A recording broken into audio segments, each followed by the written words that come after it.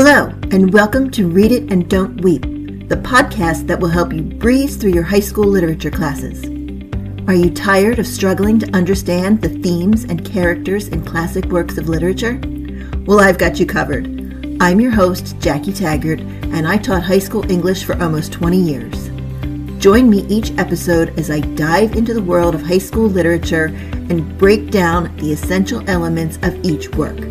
From Shakespeare to Steinbeck, I'll cover it all. My goal is to give you valuable insight and analysis on some of the most popular high school literary texts, as well as tips and tricks for acing your tests and essays. Let's start reading.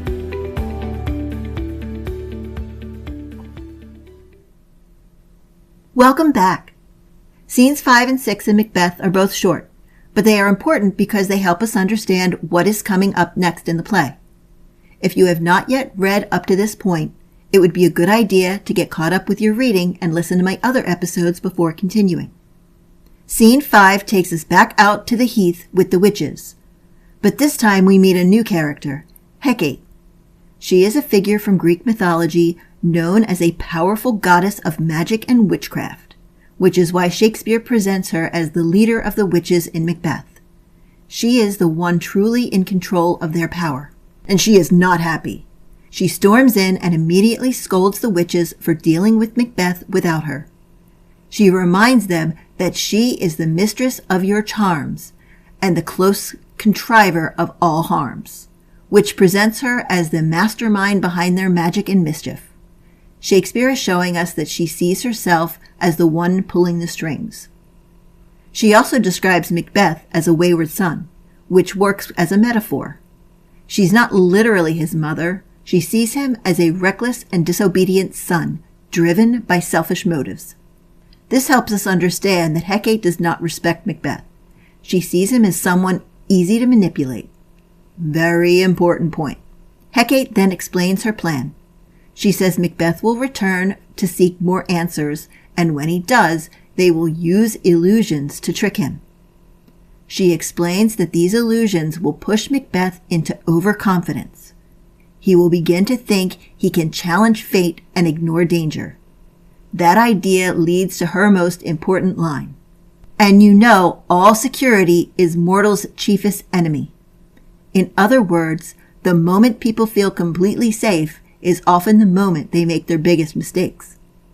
The scene ends with Hecate leaving to prepare her magic while the witches hurry off to meet her again. Even though it is brief, this scene shows us that Macbeth is about to be led further into danger, not by fate or force, but by his own growing confidence. Before moving on to scene 6, take a few minutes to record your thoughts in your reading journal. How does Hecate's plan to make Macbeth overconfident foreshadow his downfall later in the play?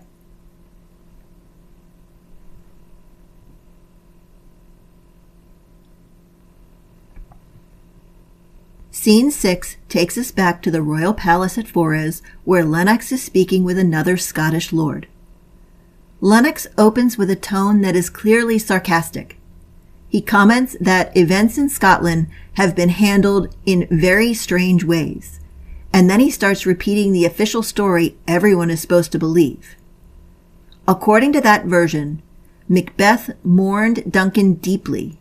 Banquo was killed because his son fled, and the princes must have murdered their own father.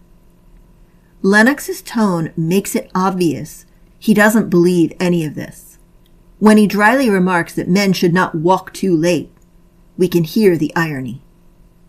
The lord he is speaking with confirms that many people are starting to doubt Macbeth's story. Malcolm is now in England, where he is being welcomed by King Edward. Even more importantly, Macduff has also gone there, hoping to convince England to help Scotland overthrow Macbeth. Their goal is simple. They want to restore peace, sleep safely at night, and live without fear. In other words, they want Scotland to feel normal again. But Macbeth already knows something is going on. The Lord explains that when Macbeth summoned Macduff, Macduff refused to come. That refusal has angered Macbeth and made it clear that a confrontation is going to happen. The scene ends with Lennox hoping that help will arrive quickly, praying that Scotland can be freed from what he now openly calls a cursed ruler. And that is the end of Act 3. Before moving on, take a few moments to record your thoughts in your reading journal. How does this scene show that public opinion is beginning to turn against Macbeth? And why is that important for the rest of the play? What do you think is going to happen?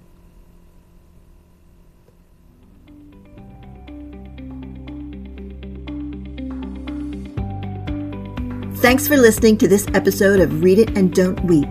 Be sure to subscribe to the show so you will be notified when new episodes are released. If you liked today's show, please leave a review so others can discover my show. If you have any questions, comments, or suggestions for future episodes, drop me an email at readitanddontweep@gmail.com or reach out to me on social media. I'd love to hear from you. The links are in the show notes. Thank you for listening. I'm Jackie Taggart, and remember to read it and don't weep.